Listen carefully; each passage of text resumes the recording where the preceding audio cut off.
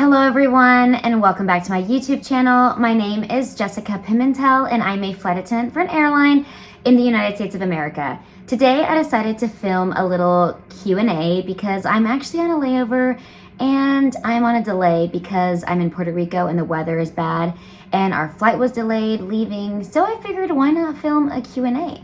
So here I am.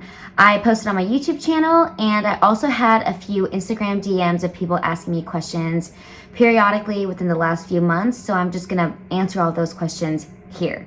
And if I don't get to your question, I do have a few other Q&A videos that I posted before, so please make sure to go check those out as well. All right, first question is, did you wait to travel until after you were off reserve completely, or did you only travel on your line months? So, if you are on probation, I definitely recommend trying to be very careful if you want to travel. Probation for us is the first 6 months that you are a new hire, and honestly, it's not worth risking getting in trouble for anything. But if you have a block of 5 days off and you're on reserve, then yeah, you can definitely go somewhere with that time. If you wanted to fly to Paris from JFK, let's say you're off Monday through Friday, you can go on Monday and then come back on Thursday, and you're there for 2.5, 3 days, and then you still have one whole day to be home or at base before you're on call. So I definitely recommend just playing it completely safe if you want to do it that way. If you definitely can travel on reserve if you want to, and you should be making the most out of this job in my opinion, but it's not worth risking it. So don't take the red eye back on the last day that you're off to get back to base. That's not smart. Don't do that. I did travel when I was on probation. I went to Portugal actually when I was first hired with my roommate at the time, and we had a great time and we played it safe. So it all worked out, luckily. I did do some trips back to California. I also did a lot of domestic traveling while I was on probation, but I just always made sure to be back at base well before I was needed at base. Also, if you are getting base somewhere else, definitely try to make the most out of that base while you're a new hire and on probation, since you can't really leave and you should be careful. So that's my advice. Next question, how do you bid off to travel? So the way that I bid to travel, now that I'm on a rotation where I'm on 3 months of a line month and then 1 month of reserve, it's really easy to try to bid for all of my trips in the beginning of the month, and then for the next month, all of my trips at the end of the month. So you can potentially have a whole month off if you bid that way. So for example, if it's August and I bid for all of my trips to be in the beginning of the month, that means I have the end of the month off.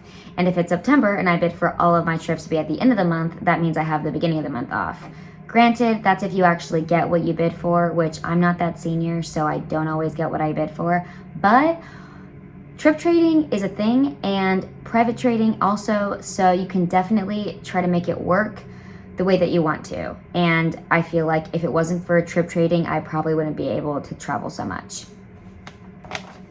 If I'm on reserve, I try to see the days that I want to do a trip or my friends are available, and I just try to bid accordingly to that. I'm not really able to hold weekends off in Miami, so we try to go somewhere for 5 days at a time or 6 days at a time in a row, and then I'll bid for that whole chunk of days off, and hopefully it's not a time that people want, so I'll usually try to bid for a not high wanting time off part of the month, and then hopefully I'll get that.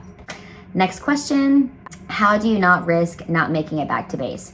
So like I said, for the first question, you just want to give yourself almost a whole day if you're on probation, and you should be good. If you're a commuter, you just need 2 flights, I think it is, for us to get back. So every company is different, but you need to be scheduled 2 flights ahead of time before getting to base. So for example, if your sign-in is at 3 o'clock and there's a flight at 1 o'clock and then 12 o'clock, well, you need to be at that flight that's at, I think, the one before that, which gives you the 12 o'clock and the 1 o'clock flight. Or it's the 12 o'clock flight and then the 1 o'clock. I don't know. I don't commute anymore, thank God. So I don't worry about that stuff anymore.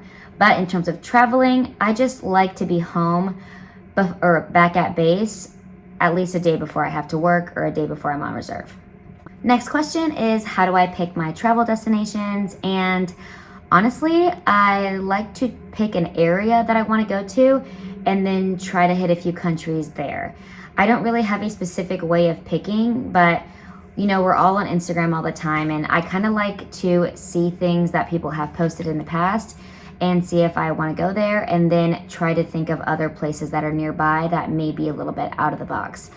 So that's kind of what I do. I also just have a list of countries that I've been to, and I always want to go somewhere new. So my number one place to go when I'm traveling is somewhere I've never been. Number 5 is, do you prefer solo travel or buddy travel? I am 100% someone who prefers buddy traveling. I think having someone to share an experience with is the best. But when I'm on my layovers, I do not mind going places by myself and having that solo travel time, because I'm a very quick explorer, traveler person, and I really like to kind of go. Not everybody is like that, and I'm all about making compromises with the people I travel with, but sometimes it's nice to be on your own and just get to do the things that you want. But I do like to travel with someone for leisure, and I have nothing against, like for example, when I go with Tori places, a lot of the times I will meet her there, and we do that all the time. So I don't mind doing that either. But overall, I like to experience with other people.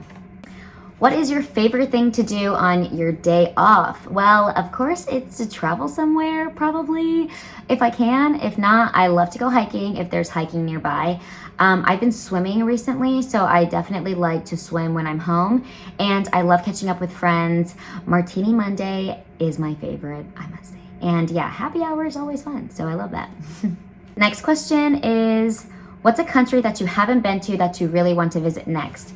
The first country I can think of that comes to my mind is Japan. I have never been there, and I would love to go. The only place in Asia I've been to is India.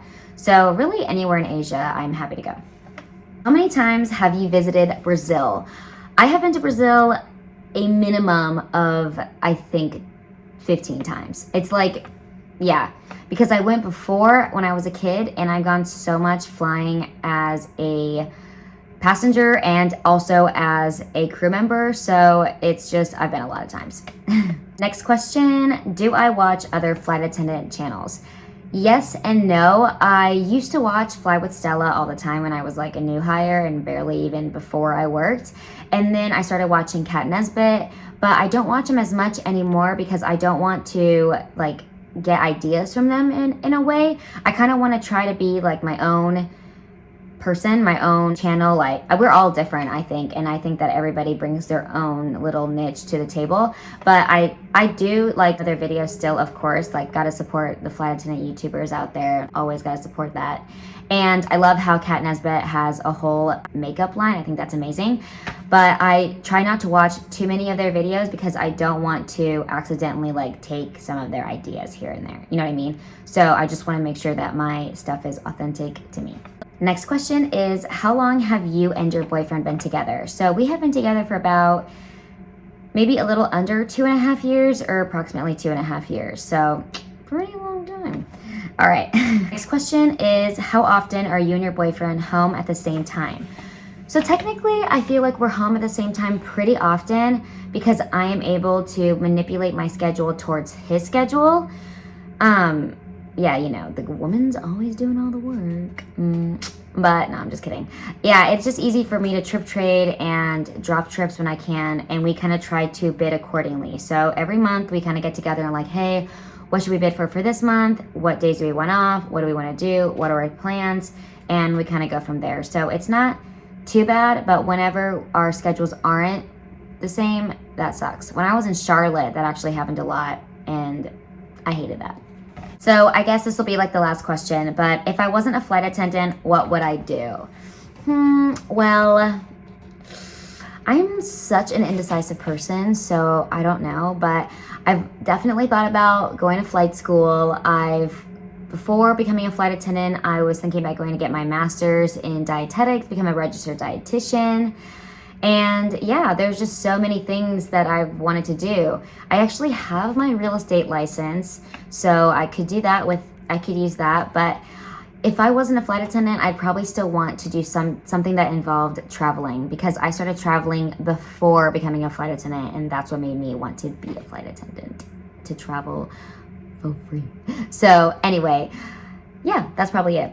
Well, thank you all so much for watching this video. Please leave me more questions down below if you would like me to answer them.